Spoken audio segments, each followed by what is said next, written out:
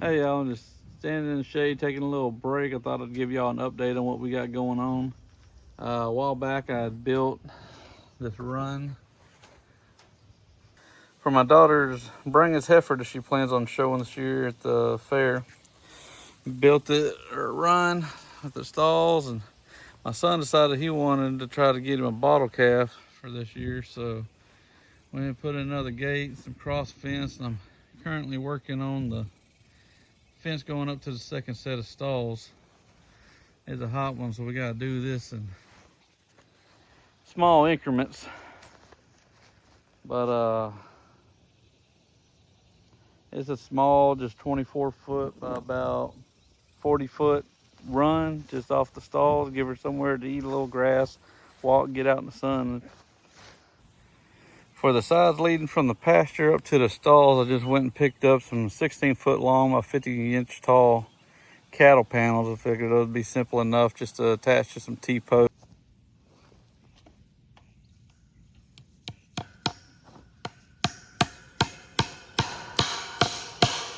So as you can see, the post is straight, fence is not. I'm at a bit of an angle, so I'm gonna put this anchor point down here so I can kind of fiddle with the other end, pull that other end up, and I'll get it nailed so it'll be straight across.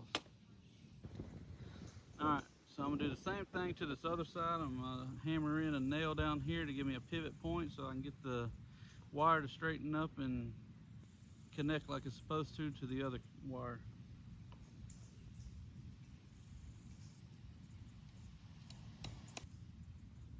If I can get the nail to hold still.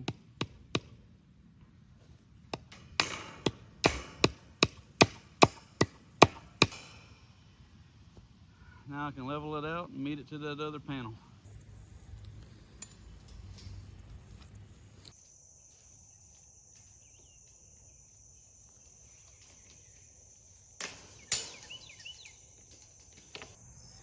All right, so all the fencing is done around the new paddock, back to front. Now all we gotta do is hang the new gate. All right, so the next step for the paddock is to hang the gate. First off, we gotta punch 2 holes in the post for the top and bottom brackets for the gate. I'm gonna be using a 9/16 auger bit, which is gonna work for my anchor that I've selected. There's different size anchors, so you wanna make sure you do your research and you get the right size auger. Be too loose, too tight, and it'll throw the whole thing off. So let's get started with our bottom hole.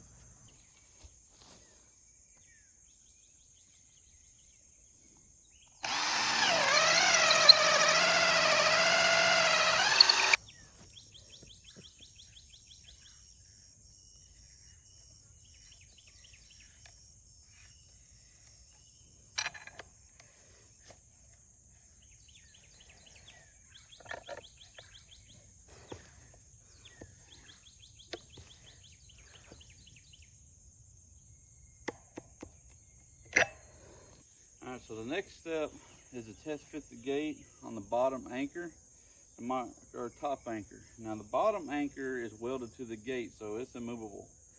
The top anchor slide up and down, so you have a little bit of leeway. You don't have to get it perfect because you're going to unloosen the bolt and slide it on top of your anchor point.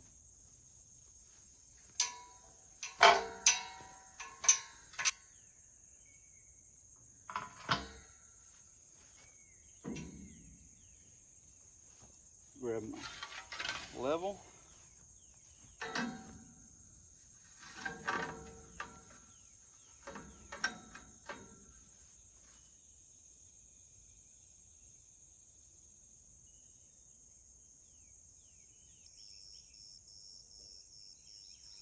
All right, now we know where we want our top hole to be.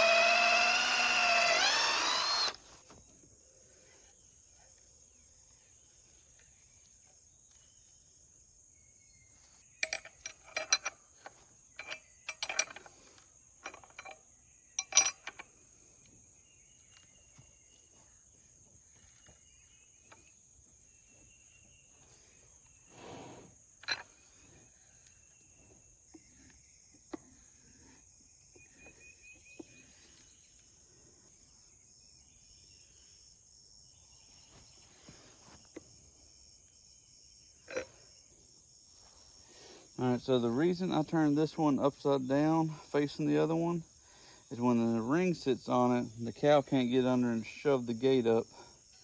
I've had cows lift gates off of two anchors that were all both pointed up before, so this is going to keep it from going up, and an anchor point to swivel as well.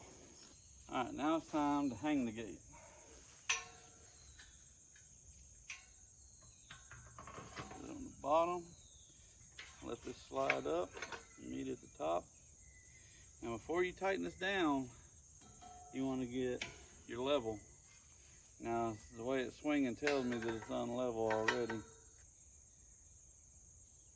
Yep, we're a little high on the nose. So what we're gonna do, slide that back down, pop the gate off.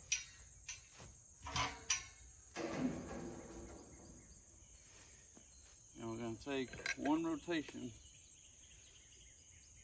out of the top anchor, which is gonna drop the nose down a little more. Refit it.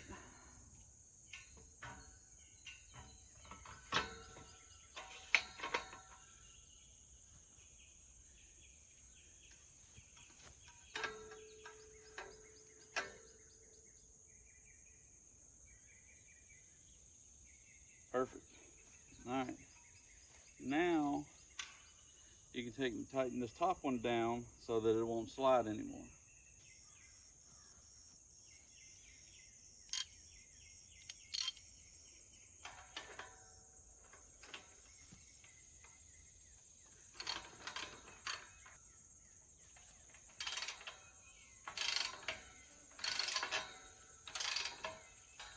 And just like that, your gate's hung. Whew. Tell you what, it's 8 o'clock in the morning here in Southeast Texas, and humidity's already got me. So I'm gonna run in and grab me a cold glass of sweet tea, and I'll come back out here. And just like that, our paddock number 2 is complete. Got it all finished, the fencing complete with the gate that goes out to the big pasture, and the little gate y'all just watched me put in for access for the lawnmower for us, or pulling cows in from the barn. Now the next step is to find my son a bottle calf. So that's gonna do it for this video. Appreciate y'all watching. We'll see you in the next one.